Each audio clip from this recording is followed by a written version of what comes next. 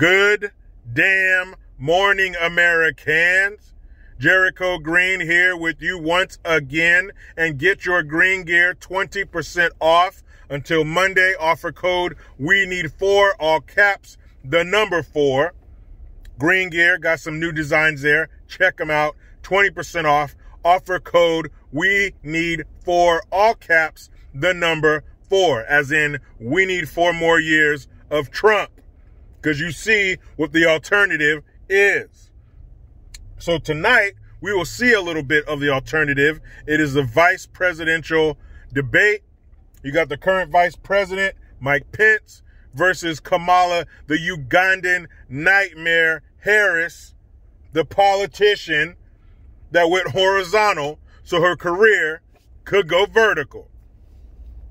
What to expect? Well, I learned from the last one, expect what you don't expect to expect. Because Biden's pervertus came out strong in the beginning. He played the perfect role of a victim. I think Kamala will do the same. I think she will come out stronger than we expect. But her lack of commitment, her lack of conviction will eventually rear its ugly old man fucking head.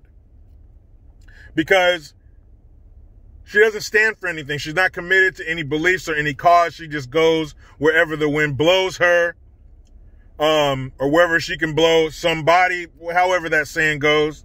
But if she's in front of these people, she acts this way. If she's in front of those people, she acts that way. You can see her awkward nature coming through in her interviews, the way she answers the question. If it's anything from this black culture that I guess she's a part of because now she's a black woman. What the fuck? So desperate for people to cling on to your bullshit agenda that you're knighting people black that aren't even black. But anyway, she's a black woman. So whenever she's in front of black people, she acts a certain way. She has no conviction. That will show. She has a terrible record when it comes to incarcerating people of color, the people that she seems to be fighting for now. The very same people she's accusing Joe Biden of harming, she claims to be helping them now, but she was also harming them when she was a DA. This shit's crazy. But we'll see what happens tonight. I know I will be watching, because I think it'll be, in a good way, a lot different from the presidential debate. I think they learned. I think their debate will evolve. I definitely don't think you will see a lot of that talking over people. That shit drives me crazy. So VP debate tonight is going to be in Utah. I'm not sure exactly what time, probably around the same time, 6 or 7 o'clock, West Coast. I'll be checking out. I'll probably check it out later because that's around dinner time. So, you got the whole dinner routine. We sit down, see how their day was going, blah, blah, blah, the bath, bed, the whole 9. So I'll be checking it out after it premieres. I'll probably catch it on YouTube. So Trump walks away from the stimulus package negotiations. That was yesterday.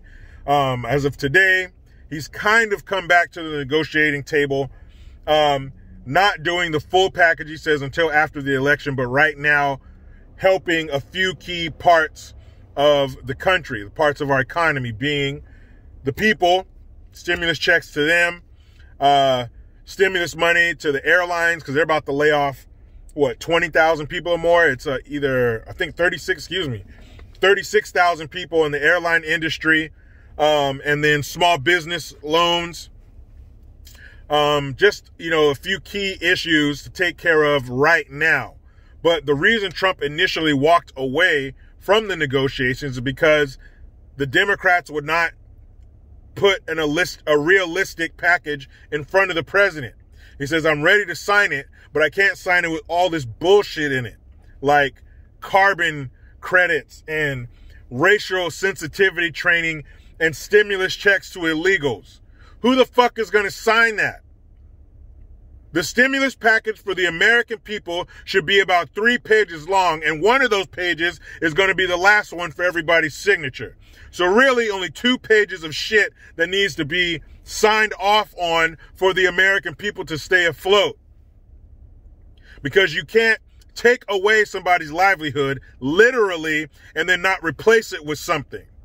Again, like I said at the beginning of this shit months ago, China needs to be stuck with the bill.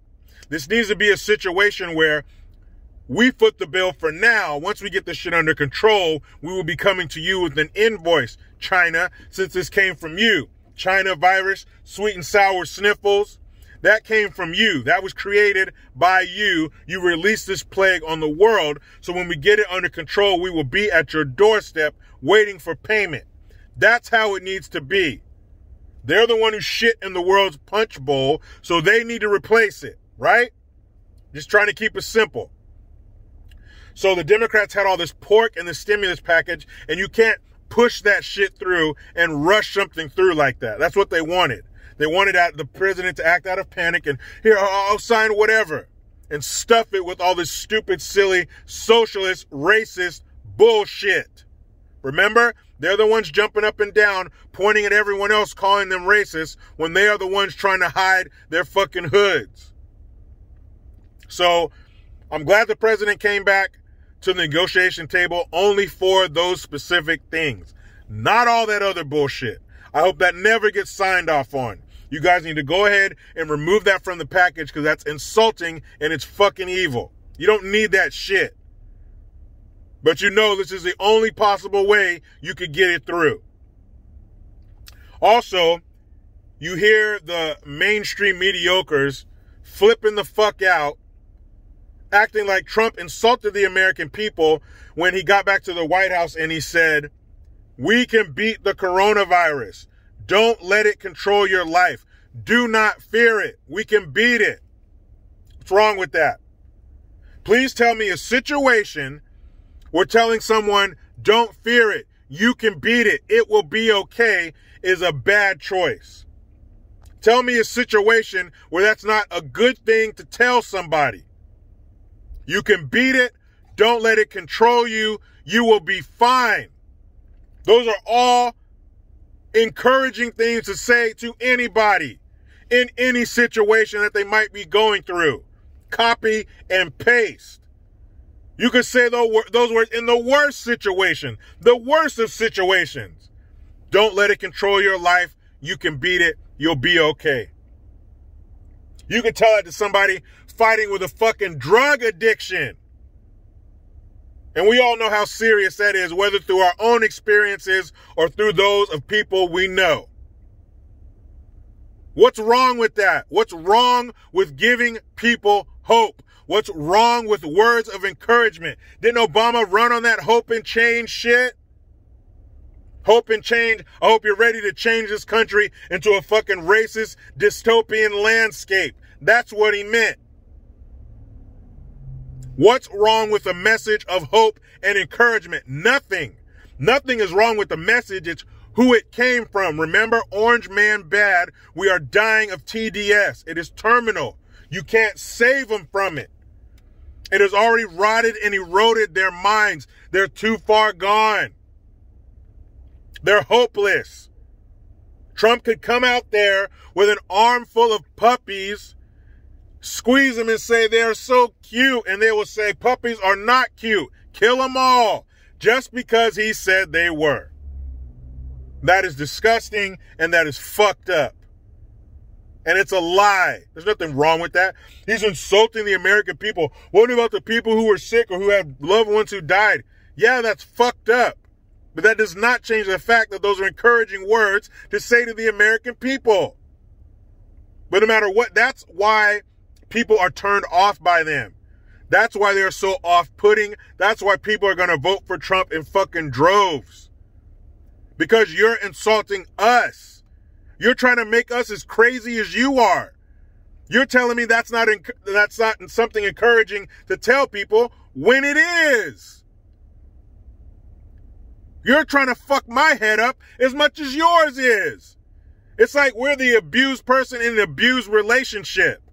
You're telling me you're doing this because you love me. You're lying to me because it's for my own good. Fuck you. I know encouragement and hope when I hear it. Don't tell me it's something else. So I see nothing wrong with that. We need to hear more things like that from more people in positions of power. We're gonna beat this. You'll be fine. Don't let it control you. But that's why they don't want us to hear it, is because it is what we need to hear. Things that are helpful and empowering for us is danger to them. Our milk and honey is their poison. They don't want that. They want to remain in control with a fucking white knuckle grip around our minds. That's what they're afraid of. They're afraid Trump is going to take away their power. That's all. We're just a fucking byproduct of it all. That's all they're focused on. Remember? Biden said it. Kamala said it. All those dumbasses in the mainstream mediocre said it. Job number one, get rid of Orange Man, period. That's job one, not you, not me, getting rid of him, because he is a threat to their power. They are cowering in the political corner, and Trump is standing over them with a throbbing, veiny, multicolored American penis. American dick. It has all the colors. It's white, it's black, it's yellow, it's brown, and any other colors I might have missed. This dick is for everybody. This represents the American people. They are scared because Trump is about to stick it in. They've had 24 years going back to Clinton, telling us that we're racist, telling us that we're xenophobic because we don't follow their fucking agenda, because we don't want to be in line with the Ku Klux Klans and the perversion of our kids.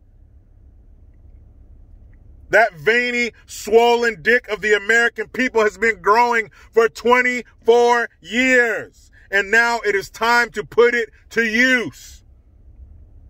Now it is time for us to give it to you, to fuck you back.